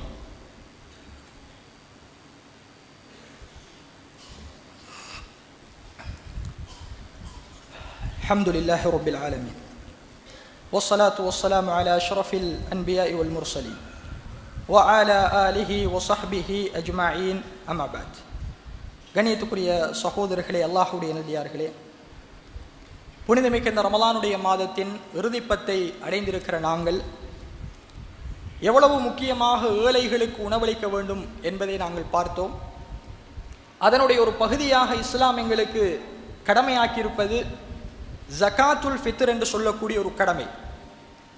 இந்த கடமை குறித்த சட்டங்களை சுருக்கமாக இந்த இரண்டாவது குத்துபாவில் உங்களுக்கு சொல்லி காட்டலாம் என்று நினைக்கிறேன். கண்ணியத்துக்குரிய சகோதரர்களே, ஜகாத்துல் ஃபித்ர் என்பது, ஃபித்ர் என்றால் நோன்பை நாங்கள் முடிப்பது, இஃப்தார் என்றால் நோன்பு திறப்பது, ஜகாத்துல் ஃபித்ர் என்றால் நோன்பை முடித்துவிட்டு கொடுக்கிற பெருநாள் தர்மத்துக்குத்தான் ஜகாத்துல் ஃபித்ர், சதகத்துல் ஃபித்ர், எங்களுடைய பாசையில் ஃபித்ரா என்று சொல்லுவோம். இதெல்லாம் ஒரு அந்த நோன்பு பெருநாளுடைய தர்மத்தை குறிப்பதற்காக இஸ்லாம் பயன்படுத்துகிற பெயர்கள். இந்த ஜகாத்துல் ஃபித்ரை பொறுத்தவரைக்கும் ரசூலுல்லாஹி ஸல்லல்லாஹு அலைஹி வஸல்லம் அவர்கள் என்ன நிலையில் இந்த ஜகாத்துல் ஃபித்ரை கடமையாக்கினார்கள் என்கிற செய்தியை பார்க்கிற பொழுது நாங்கள் பார்க்கிறோம், அல்லாஹ்வுடைய தூதர் அவர்கள் ஆண்கள், பெண்கள், வயோதிபர்கள், சிறுவர்கள், அடிமைகள், சுதந்திரமானவர்கள், இந்த உலகத்தில் முஸ்லிம்களாக இருக்கிற வசதி படைத்த அனைவர் மீதும் அல்லாஹ்வுடைய தூதர்கள் ஜகாத்துல் ஃபித்ரை ஃபரல கடமையாக்கினார். ஃபர்து ஐன், வசதி இருக்கிற எல்லோருக்கும் ஜகாத்துல் ஃபித்ரை நாங்கள் கொடுப்பது கடமை. இது முதலாவது செய்தி. ஒரு வீட்டில் 10 பேர் இருந்தால் 10 பேருக்கும் நாங்கள் ஜகாத்துல் ஃபித்ர் கொடுக்க வேண்டும். ஒரு வீட்டில் 2 பேர் இருந்தால் 2 பேருக்கும் ஜகாத்துல் ஃபித்ர் கொடுக்கப்பட வேண்டும். இதில் ஒரு கர்ப்பிணி தாய் வயிற்றில் சுமந்திருக்கிற குழந்தைக்கு ஜகாத்துல் ஃபித்ர் கொடுக்க வேண்டுமா என்றால் அந்த குழந்தைக்கு ஜகாத்துல் ஃபித்ர் கடமை இல்லை. எப்ப குழந்தை பிறக்குமோ, பிறந்து உலகத்தில் அந்த குழந்தை வாழ்ந்தால் தான் ஜகாத்துல் ஃபித்ர் கடமை. வயிற்றில் கருவாக இருக்கிற சிசுவாக இருக்கிற குழந்தைகள் மீது ஜகாத்து கடமை இல்லை. எனவே ஒரு வீட்டில் 10 பேர் உயிரோடு இருந்தால் 10 பேருக்கும் நாங்கள் ஜகாத்துல் ஃபித்ர் கொடுக்க வேண்டும். அவர் தேக ஆரோக்கியம் உள்ளவராக இருந்தாலும் சரி, நோயாளியாக இருந்தாலும் சரி, சிறுவராக இருந்தாலும் சரி, ஆணாக இருந்தாலும் பெண்ணாக இருந்தாலும் அடிமையாக இருந்தாலும் பொறுப்புதாரிகள் ஜகாத்துல் ஃபித்ரை கொடுக்கும். ஒரு குடும்பத்தில் தந்தை தான் அந்த குடும்பத்தை கவனிக்கிறார் என்றால் தந்தை அந்த பொறுப்பை எடுத்து கொடுக்கணும். அல்லது பிள்ளை தான் அந்த குடும்பத்தை வழிநடத்துகிறார், செலவுகளை பொறுப்படுத்தியிருக்கிறார் என்றால் அந்த பிள்ளை குடும்பத்தில் இருக்கிற தாய், தந்தை, மனைவி எல்லோருக்கும் கணக்கு பார்த்து ஜகாத்துல் ஃபித்ரை கொடுக்க வேண்டும் என்கிற அடிப்படையான செய்தியை முதலாவது புரிய வேண்டும். இரண்டாவது, இந்த ஜகாத்துல் ஃபித்ரை ஏன் இஸ்லாம் கடமையாக்கினது என்றால், அல்லாஹ்வுடைய தூதர் ஸல்லல்லாஹு அலைஹி வஸல்லம் அவர்கள் சொன்னார்கள், இந்த ஜகாத்துல் ஃபித்ர் உங்கள் மீது கடமையாக்கப்பட்டிருப்பதற்கு 2 காரணம். ஒன்று, நாங்கள் 30 நாள் அல்லது 29 நாட்களில் நோற்ற நோன்பில் ஏதாவது தவறுகள் வந்திருந்தால் அதற்கான குற்றப்பரிகாரமாக இந்த ஜகாத்துல் ஃபித்ர் அமையும் என்றாங்க ரசூலுல்லாஹ். அதே மாதிரி துஅமத்தன் லில் மசாகின், நாம் பார்த்தது போல ஏழைகளுக்கு உணவாக இது அமைய வேண்டும் என்பதற்காக இஸ்லாம் எங்கள் மீது இந்த 2 காரணத்திற்காகவும் ஜகாத்துல் ஃபித்ரை கடமையாக்கியது என்று அல்லாஹ்வுடைய தூதர் ஸல்லல்லாஹு அலைஹி வஸல்லம் சொன்னார். இந்த ஜகாத்துல் ஃபித்ரை எதிலிருந்து கொடுப்பது? கண்ணியத்துக்குரிய சகோதரர்களே, கூத்துல் பலத், அதாவது ஒரு ஊரில் எந்த உணவை அந்த ஊர் மக்கள் பிரதானமான உணவாக உட்கொள்கிறார்களோ அதிலிருந்து தான் ஜகாத்துல் ஃபித்ர் கொடுக்கப்பட வேண்டும். ரசூலுல்லாஹ் ஈச்சம்பழம், வார்கோதுமை, அதே மாதிரி திராட்சை பழங்கள், பாலாடை, தயிரிலே இருந்து ஜகாத்துல் ஃபித்ரை கொடுத்தார்கள் என்று பார்க்கிறோம். எனவே எங்களுடைய ஊரில் பிரதானமான உணவு அரிசியாக இருப்பதனால் நாங்கள் அரிசியை ஜகாத்துல் ஃபித்ராக கொடுக்க வேண்டும். எவ்வளவு அளவு ஒருவர் ஜகாத்துல் ஃபித்ர் கொடுக்க வேண்டும் என்று சொன்னால் அல்லாஹ்வுடைய தூதர்கள் சொன்னார்கள், ஒரு சா என்பது 4 அம்தாத், 4 முத்துகள். 4 முத்து என்றால் ஒரு முத்து ஒருவர் தன்னுடைய நடுத்தரமான ஒரு கையால, 2 கையாலையும் ஒரு அள்ளினால் இது ஒரு முத்து. இப்படி 2 கையாலையும் 4 தடவைகள் அள்ளி ஒரு வாளிக்குள்ள போட்டால் அதுதான் ஒரு சா. 2 கைகளாலும் நடுத்தரமான கையால், ஒருவர் சின்ன புள்ளையில கை இல்லை, ஒரு பெரியவர் நடுத்தரமான கையால அரிசியை 4 அள்ளுவை இப்படி அள்ளினால் எவ்வளவு வருமோ அதுதான் ஜகாத்துல் ஃபித்ர் என்று ரசூலுல்லாஹ் சொன்னார். ஒரு சா கொடுக்க வேண்டும். இதை நாங்கள் இப்படி அள்ளி நிறுத்து பார்த்தால் 2700 கிராம், அதாவது 2.5 கிலோவுக்கு கொஞ்சம் கூட அல்லது 2800 கிராம் வரும். எனவே அறிஞர்களுடைய கருத்து 2.5 கிலோவிலே இருந்து 3 கிலோ வரைக்கும் ஒருவர் ஜக்காத்துல் ஃபித்ர் கொடுக்க வேண்டும். ஃபமன் தத்தவ்வஅ கைரன் ஃபஹுவ கைருன் லஹ், யார் அதைவிட அதிகமாக கொடுக்க விரும்புகிறாரோ அது அவருக்கு மிகவும் சிறந்த நன்மையை தரும் என்று அல்லாஹ் சொல்கிறார். எனவே ஒரு சாயை விட அது குறையக்கூடாது. எனவே 3 கிலோ ஒரு ஆளுக்கு நாங்கள் கொடுப்பது என்பது கண்ணியத்துக்குரிய சகோதரர்களை ஏற்றமானது. ஒரு வீட்டில் 5 பேர் இருந்தால் 15 கிலோ அரிசி நாங்கள் ஏழைகளுக்கு தர்மமாக கொடுக்கிறோம். 10 பேர் இருந்தால் 30 கிலோ அரிசியை நாங்கள் ஏழைகளுக்கு தர்மமாக கொடுக்க வேண்டும் என்கிற செய்தியை கண்ணியத்துக்குரிய சகோதரர்களை நாங்கள் புரிய வேண்டும். எனவே அது அரிசியில் இருந்து கொடுக்கப்பட வேண்டும். அதனுடைய அளவு சுமார் 2.5 அல்லது 2.800 இருந்து 3000 3 கிலோ வரைக்கும் நாங்கள் இந்த ஜக்காத்துல் ஃபித்ரை கொடுக்க வேண்டும். அதற்கு குறையக்கூடாது என்பதில் நானும் நீங்களும் கவனம் செலுத்த கடமைப்பட்டிருக்கிறோம். யாருக்கு கொடுப்பது? ஜக்காத்துல் ஃபித்ரை ஒவ்வொரு ஊர்வாசிகளும் தன்னுடைய ஊரில் இருக்கிற ஏழைகளுக்கு கொடுக்க வேண்டும். அந்த ஏழைகளை தேடி போய் அந்த ஜக்காத்துல் ஃபித்ரை கொடுக்க வேண்டும். ஒரு வீட்டில் 10 பேர் இருந்தால் 10 பேருடைய ஜக்காத்துல் ஃபித்ரையும் ஒரு ஏழைக்கும் கொடுக்கலாம், அல்லது அதை 3 கிலோவாக பிரித்து நாங்கள் பல ஏழைகளுக்கும் அதனை விநியோகிக்கலாம், அதில் தப்பில்லை. அல்லது ஒரு ஏழைக்கு எல்லாத்தையும் கொடுக்கலாம், 2-3 பேருக்கும் அதனை நாங்கள் பிரித்து கொடுக்கலாம், அதில் எந்த விதமான தப்பும் இல்லை. ஆனால் ஜக்காத்துல் ஃபித்ர் ஏழைகளுக்கு கொடுக்கப்பட வேண்டும் என்கிற செய்தியை கண்ணியத்துக்குரிய சகோதரிகளை நாங்கள் புரிய வேண்டும். வெளிநாட்டில் இருப்பவர்கள், எங்களுடைய உறவுகள் வெளிநாட்டில் இருந்தால் அவர்களுக்கும் எங்களுடைய வீடுகளில் நாங்கள் அவர்களுடைய ஜக்காத்துல் ஃபித்ரையும் கணக்கு பார்த்து கொடுப்பது அவர்களுடைய ஜக்காத்துல் ஃபித்ரும் கொடுத்த மாதிரியாக அமைந்துடும். என்ற வெளிநாட்டில் அவர்களுக்கு சில வேளை மிஸ்கின்களை தேட முடியாமல் போகலாம். அவர்கள் இருக்கிற அந்த வேலையில் அவர்களால் ஜக்காத்துல் ஃபித்ரை நிறைவேற்ற முடியாமல் போனால் எமது ஊரில் எங்களுடைய பிள்ளைகளுக்காக நாங்கள் ஜக்காத்துல் ஃபித்ரை கொடுத்தால் அந்த கடமையை நீங்கிவிடும் என்கிற செய்தியை கண்ணியத்துக்குரிய சகோதரிகளை நாங்கள் புரிய வேண்டும். எனவே இந்த ஜக்காத்துல் ஃபித்ர் எப்பொழுது கொடுக்கப்பட வேண்டும்? ரசூலுல்லாஹி ஸல்லல்லாஹு அலைஹி வஸல்லம் அவர்கள் இந்த ஜக்காத்துல் ஃபித்ரை எப்படி கொடுத்தார்கள் என்று சொன்னால் மிக முக்கியமான செய்தி, ஒவ்வொரு தனிநபராக ஜக்காத்து கொடுக்கல.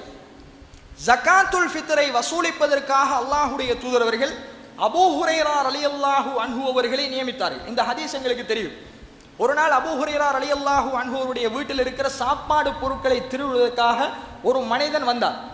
அந்த மனிதனை பிடித்தார்கள். பிடித்து நான் உன்னை ரசூலுல்லாஹ்விடத்தில் கொண்டு போகிறேன் என்று சொன்ன பொழுது அந்த மனிதன் இல்லை நான் இனி வரமாட்டேன் என்று சொன்ன உடனே விட்டு விட்டார், போயிட்டார். ரசூலுல்லாஹ்ட்ட வந்தாரு, அல்லாஹ்வுடைய தூதரை இப்படி ஒரு கள்ளன் வந்தான், அவனை பிடித்தேன் யா ரசூலுல்லாஹ். ரசூலுல்லாஹ் சொன்னார்கள் நாளைக்கும் வருவான். 2வது நாளும் களவெடுக்க வந்தான், பிடித்து கட்டினார்கள். ரசூலுல்லாஹ்விடத்தில் கொண்டு போகிறேன் என்ற உடனே இனி வரமாட்டேன், என்னை விட்டு விடுங்கள் என்று சொல்லிவிட்டு விட்டு விட்டார், போயிட்டான். ரசூலுல்லாஹ்ட்ட போய் சொல்கிறார். ரசூலுல்லாஹ் சொன்னார்கள் மீண்டும் 3வது நாளும் வருவான். 3வது நாளும் வந்தான், இன்றைக்கு உன்னை நான் விடுவதில்லை, ரசூலுல்லாஹ்விட்ட கொண்டு போகிறேன் என்ற பொழுதுதான் அவன் ஆயத்துல் குர்சியை அபூ ஹுரைரா ரலியல்லாஹு அன்ஹு அவர்களுக்கு கற்றுக் கொடுத்து இதை நீ ஓதினால் நான் உன்னிடத்திலே வரமாட்டேன் என்று சொல்லிவிட்டு போனான். அல்லாஹ்வுடைய தூதர்கள் சொன்னார்கள், உங்களிடத்திலே வந்த கள்ளன் ஷைத்தான், அவன் உங்களுடைய ஜக்காத்துல் ஃபித்ரை களவெடுப்பதற்காக வந்தான். அவன் பொய்யனாக இருந்தாலும் அவன் சொல்லித் தந்த இந்த ஆயத்துல் குர்சி உண்மையானது என்று ரசூலுல்லாஹ் சொன்னான். அதை ஓதினா ஷைத்தான் வரமாட்டான். இந்த செய்தி புகாரில் இருக்கிறது. இப்ப ஷைத்தான் களவெடுக்க வந்த பொருள் என்னென்று கேட்டால் கிட்டத்தட்ட 3 நாட்கள் கள்ளன் வருகிறான். அந்த பொருள் வீட்டில் சேமிக்கப்பட்டிருக்கிறது என்றால் அது ஜக்காத்துல் ஃபித்ராக அவர் சேமித்தது. வக்கலனி ரசூலுல்லாஹி ஸல்லல்லாஹு அலைஹி வஸல்லம், என்னை அல்லாஹ்வுடைய தூதர் அவர்கள் ஜக்காத்துல் ஃபித்ரை மதீனா மக்களிடத்திலே இருந்து அறவிடுவதற்காக நியமித்தார்கள். அவர் ஒவ்வொரு வீட்டிலும் இருக்கிற ஜக்காத்துல் ஃபித்ரை கலெக்ட் பண்ணி கொண்டு வந்து பைத்துல் மால் அவருடைய வீட்டில் அதை பைத்துல் மாலாக பாதுகாத்தார். எனவே கண்ணியத்துக்குரிய சகோதரர்கள், இந்த ஜக்காத்துல் ஃபித்ரை கலெக்ட் பண்ணுவதற்கு ஒரு கூட்டம் இருக்குமாக இருந்தால் இந்த முறை நமது பள்ளிவாசலில் அல்லாஹ்வுடைய உதவியினால் கூட்டு ஜக்காத்துல் ஃபித்ர் கொடுப்பதற்கான ஏற்பாட்டை நாம் செய்திருக்கிறோம். அது ரசூலுல்லாஹ்வுடைய சுன்னா. ஏனென்றால் ஒவ்வொருத்தரும் கொடுக்கிற பொழுது சரியாக ஏழைகளை இனம் கண்டு நாங்கள் கொடுக்க மாட்டோம். பெண்ணால் பிஸியில வாரவர் போறவர்களுக்கெல்லாம் ஜக்காத்துல் ஃபித்ரை கொடுத்து விட்டு போய்விடும். ரசூலுல்லாஹ் அதை கூட்டாக கொடுத்ததற்கு ஒரு காரணம் அந்த ஹக்கு உண்மையாக ஏழைகளுக்கு போய் சேர வேண்டும் என்பதற்கு. எனவே ஒரு கூட்டம் அதனை ஒரு அமைப்பாக இருந்து செய்கிற பொழுதுதான் அது நிச்சயமாக ஏழைகளுடைய கைக்கு போய் சேரும். அதனால் அல்லாஹ்வுடைய தூதர் அவர்கள் அபூ ஹுரைரா ரலியல்லாஹு அன்ஹு அவர்களை பொறுப்புதாரியாக நியமித்து எல்லா ஜக்காத்துல் ஃபித்ரையும் கலெக்ட் பண்ணி அதனை அல்லாஹ்வுடைய தூதர் அவர்கள் பெருநாளுடைய இரவு இஷ்யூ பண்ணினார். எனவே ஜக்காத்துல் ஃபித்ரை நாங்கள் நோன்பு 25க்கு பிறகிலே இருந்து அந்த அமைப்பிடத்தில் கொடுப்பது கூடும். ஆனால் அந்த அமைப்பு அதை எப்ப இஷ்யூ பண்ணணும் என்றால் பெருநாளுடைய இரவில் தான். நன்றாக புரிந்து கொள்ள வேண்டும். நாங்கள் ஜக்காத்துல் ஃபித்ர் எப்ப கொடுக்கணும் என்று ரசூலுல்லாஹ் சொல்கிற பொழுது சொன்னார்கள், மக்கள் பெருநாளுடைய திடலுக்கு போவதற்கு முன்னால் ஜக்காத்துல் ஃபித்ரை கொடுக்கணும். அப்பதான் அது ஜக்காத்துல் ஃபித்ராக ஏற்றுக்கொள்ளப்படும். யாரு பெருநாளுடைய தொழுகைக்கு பிறகு ஜகாத்துல் ஃபித்ர் கொடுப்பாரோ அது வெறும் சதக்காவாகத்தான் கணக்கிடப்படும் என்று ரசூலுல்லாஹ் சொன்னார். எனவே ஜகாத்துல் ஃபித்ர் கொடுக்கப்பட வேண்டிய மிக ஏற்றமான நேரம் ஷவ்வாலுடைய பிறை தென்பட்டு, அதாவது பெருநாளுடைய இரவு, நாளைக்கு பெருநாள் இன்றைக்கு பிறகண்டுட்டோம் என்றால் அந்த இரவிலே இருந்து மக்கள் தொழும் திடலுக்கு போகும் வரைக்கும் கொடுக்க வேண்டும் என்று அல்லாஹ்வுடைய தூதர் சொன்னார். எனவே அந்த நேரத்தில் தான் நாங்கள் ஏழைகளுடைய கைக்கு அதனை கொண்டு போய் சேர்க்க வேண்டும். ஆனால் எப்பிருந்து வீட்டிலிருந்து அதை நாங்கள் அமைப்புகளிடத்தில் கொடுக்கலாம் என்றால் நோன்பு 25க்கு பிறகு இருந்து கொடுக்கலாம். வேண்டாம், அபூ ஹுரைரா ரலியல்லாஹு அன்ஹுடைய செய்தியை பாருங்க. 3 நாள் அந்த சாமானை வாங்கி கொண்டு வந்து தேக்கி வச்சிருக்கிறார், ஒரு கள்ளம் வந்து களவெடுக்கிற அளவு. அப்ப அந்த கதிதுகளை எல்லாம் பார்க்கிற பொழுது அவர் அப்போ ஒரு 2 நாள் அதற்கு முந்தித்தான் கலெக்ட் பண்ணிருக்க வேண்டும். எனவே 25லிருந்து நாங்கள் அமைப்புகளிடத்தில் கொடுப்பது அனுமதி. ஆனால் சொல்லி கொடுக்கணும், ஜகாத்துல் ஃபித்ரை நீங்க பெண்ணால் அண்டை தான் கொடுக்கணும். ஆனால் நமது பள்ளிவாசலில் அது ஒரு பள்ளிவாசல் நிர்வாகம் தாவா குழு சேர்ந்து இந்த ஜகாத்துல் ஃபித்ரை நாங்கள் கூட்டாக வசூலித்து ஏழைகளுக்கு விநியோகிக்க இருப்பதனால் மார்க்க அடிப்படையில் எல்லாம் சரியாக பார்த்து சரியாக பெருநாளுடைய இரவில் தான் அது இன்ஷா அல்லாஹ் இஷ்யூ பண்ணப்படும். எனவே கண்ணியத்துக்குரிய சகோதரர்களே, இதுதான் ஜகாத்துல் ஃபித்ர் சம்பந்தமாக ரசூலுல்லாஹி ஸல்லல்லாஹு அலைஹி வஸல்லம் அவர்கள் சொன்னது. எனவே இதில் ஜகாத்துல் ஃபித்ர் அரிசியாக கொடுக்காம பணமாக கொடுக்கலாமா என்று கேட்டால் முடியாது. காசை கொடுத்து ஒருவர் ஜகாத்துல் ஃபித்ரை தீர்த்து கொள்ள முடியாது, அது பொருளாகத்தான் கொடுக்கப்பட வேண்டும். ஏன்னா ரசூலுல்லாஹ் காலத்தில் காசு இருந்துச்சு, தீனார்கள் திர்ஹம்கள் இருந்தும் அல்லாஹ்வுடைய தூதர் ஸல்லல்லாஹு அலைஹி வஸல்லம் அவர்கள் அந்த ஜகாத்துல் ஃபித்ரை பணமாக கொடுக்கவில்லை. எனவே நாங்கள் ஜகாத்துல் ஃபித்ரை பொருளாகத்தான் அரிசியாகத்தான் கொடுக்கிறோம். எனவே நமது பள்ளிவாசலில் இந்த ரமலானுடைய மாதத்தில் கண்ணியத்துக்குரிய சகோதரர்களே ஜகாத்துல் ஃபித்ரை நாங்கள் கூட்டாக கலெக்ட் பண்ணி அதை ஏழைகளுக்கு விநியோகிக்கிற மிக பிரம்மாண்டமான ஒரு திட்டத்தை ஆரம்பித்திருக்கிறோம். எனவே நோன்பு 25ல் இருந்து உங்களுடைய ஜகாத்துல் ஃபித்ரை நமது பள்ளிவாசலில் நீங்கள் கொண்டு வந்து ஒப்படைக்கலாம். ஆனால் ஒரு நிபந்தனை, ஜகாத்துல் ஃபித்ர் அரிசியாகத்தான் பள்ளிக்கு நீங்கள் கொண்டு வந்து தர வேண்டும். அல்லாஹ் சொல்கிறான், ஃபமன் தத்தவ்வா கைரன் ஃபவ்வ கைரும் லஹு. அன்றைக்கு இருக்கிற ஏழைகளுக்கு அரிசி மட்டும் கொடுத்தால் போதாதுங்கிற ஒரு நிலைமை, கடுமையான வறுமை. எனவே அந்த அரிசியோடு சேர்த்து அவர்களுக்கு உலர் உணவுகள், ஒரு பால்மா அல்லது ஒரு பெருநாள் கொண்டாடுவதற்கான ஏதாவது அந்த பெருநாளுடைய பொருட்களையும் நாங்கள் அந்த அரிசியோடு கொடுப்பதாக இருந்தால் நீங்கள் அரிசியும் தர வேண்டும், மேலதிகமாக பணமும் தர வேண்டும். பணம் தந்தால் நாங்கள் எல்லோருக்கும் சமனாக அந்த பணத்திற்கு அல்லாஹுவை பயந்து நாங்கள் எல்லோருக்கும் சமனான முறையில் உலனுணவுகளை கொள்வனவு செய்து அந்த பேக்குக்குள்ள அரிசியும் போட்டு உலனுணர்வையும் போட்டு தான் அவங்களுக்கு கொடுப்போம். ஆனால் ஒருவர் காசை மட்டும் தந்து ஓட்டு அரிசி தராமல் இருக்க இயலாது. அரிசி மெயினாக தர வேண்டும், காசு எக்ஸ்ட்ராவாக தர வேண்டும். அந்த காசு ஜகாத்துல் ஃபித்ருக்கு பயன்படுத்தப்படும். ஆனால் அரிசி என்கிற அந்த முதல் நிலைக்கு பயன்படுத்தப்படாது, உலர் உணவுக்கு தான் பயன்படுத்தப்படும். எனவே அதை கண்ணியத்துக்குரிய சகோதரர்களை புரிந்து கொள்ளுங்கள். உங்களுடைய ஜகாத்துல் ஃபித்ரை நோன்பு 25ல் இருந்து நமது பள்ளிவாசலில் கொண்டு வந்து நீங்கள் ஒப்படைத்தால் அரிசியாக அதனை நாங்கள் கூட்டாக கலெக்ட் பண்ணி பெருநாளுடைய இரவில் பிறை கண்டதில் இருந்து அதனை இன்ஷா அல்லாஹ் ஏழைகளுக்கு கொடுக்கிற அந்த திட்டத்தை நாங்கள் ஏற்பாடு செய்திருக்கிறோம். இந்த செய்தியையும் சொல்லிக் கொள்கிறேன். எனவே இந்த புனிதமிக ரமலானுடைய மாதத்தில் நாம் அடைந்திருக்கிற இந்த இறுதிப்பத்தை அமல்களால் அலங்கரித்து லைலத்துல் கத்ருடைய இரவையும் அடைந்த பாக்கியத்தை அல்லாஹ் ரப்புல் ஆலமீன் எனக்கும் உங்களுக்கும் தந்தருள் புரிவானாக.